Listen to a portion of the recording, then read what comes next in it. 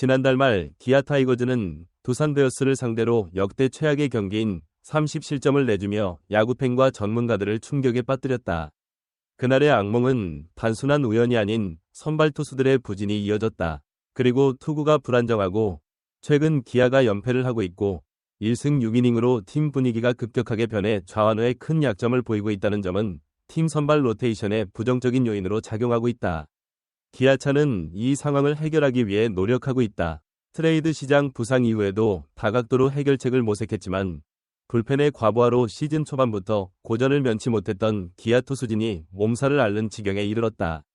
더 이상 무시할 수 없습니다. 이런 문제를 해결하기 위해 기아는 경기장 대대적인 개편을 예고했다. 외국인 투수 교체가 결정됐는데 그 과정에서 가장 주목받는 인물이 바로 그 사람이었다. 메이저리그 은퇴를 선언한 왼손 투수 에릭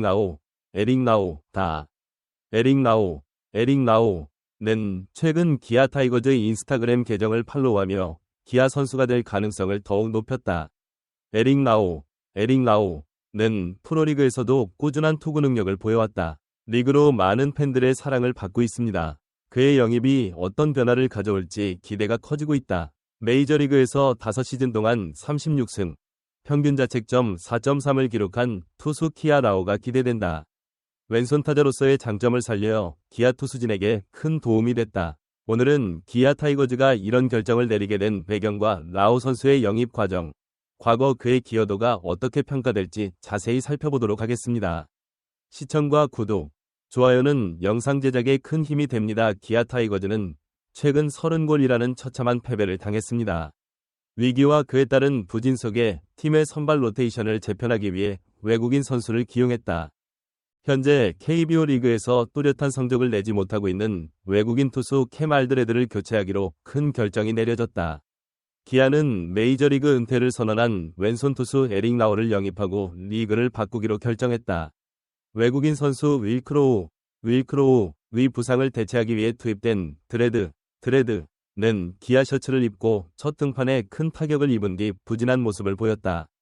특히 두산 베어스와의 경기에서는 매우 심하게 패했다. 우타자들의 표적이 되어 4.1이닝 동안 7실점했다. 왼손 타자 상대로는 좋은 성적을 냈지만 우타자 상대로 평균 득점은 2.8점에 그쳤고 불안정한 투구 방식으로 인해 중요한 순간마다 넘어졌다. 드레드가 팀의 약점으로 지적됐고 기아는 더 이상 그럴 수 없었다. 우리는 그분의 부활을 간절히 기다리고 있습니다. 기아는 지난달 30일부터 올해 1일까지 두산전을 개최했다. 월 소득으로 간주됩니다. 특히 지난 31일 경기에서는 KB가 단일 경기 최다인 3경기를 내주는 기회를 잡았다.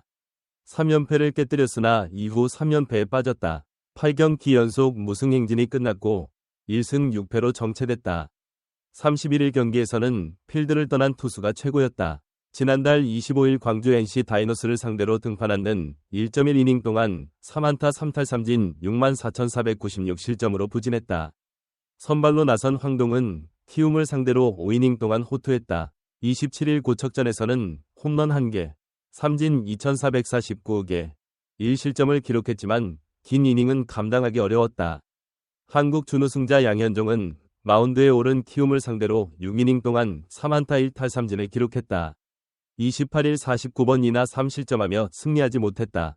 그러나 알드레드 30일 광주 두산 베어스를 상대로는 4.1이닝 동안 8안타, 1홈런, 1탈3진, 4안타, 7실점하는 부진한 성적을 냈다. 이런 상황에서 선발 투수 김도현이 또 패했다. 31일 광주 두산 베어스를 상대로 2.1이닝 8안타 1홈런 2안타 3탈3진 14,496실점했다. 하지만 선발 투수가 24이닝 2자책점, 평균 자책점 7.0으로 부진했기 때문에 아무리 타선이 좋아도 2일승 6패 기록은 당연히 동률이 될 것으로 보인다. 선발 방어율 4.94는 리그 9위, 무패 기록은 5.94다. 6위는 중요하지 않습니다. 좋은 투수라도 1년 내내 좋은 성적을 낼 수는 없습니다. 문제는 야구 시즌이 다가오면서 내일 선발 라인업에도 안 좋은 요소가 있을 것이라는 점이다. 야수와 스위퍼 2명이 실제 허용하는 슛수는 이보다 높겠지만 뚜렷하게 회복되지 못하고 포핸드 우타자 황동화와 김도현을 확실하게 공격하지 못하는 것이 드레드의 약점을 드러낸다.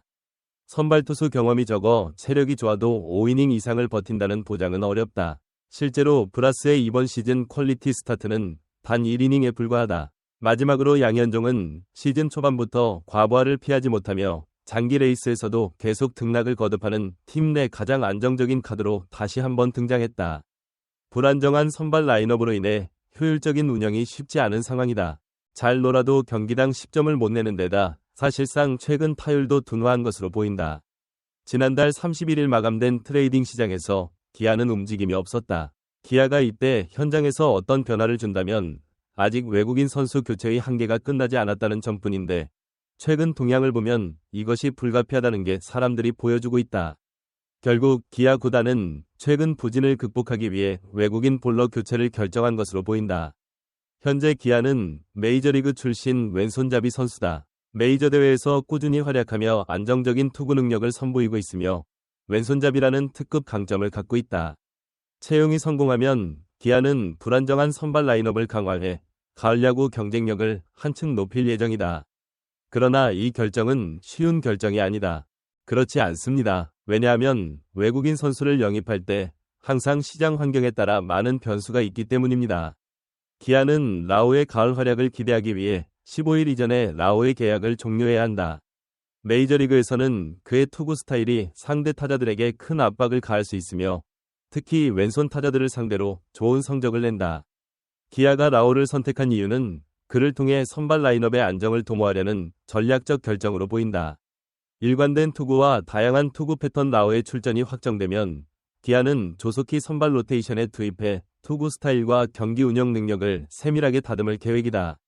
라오의 경기는 기아의 선발 라인업에 한 단계 더 도약하는 데 큰 도움이 될 것이다.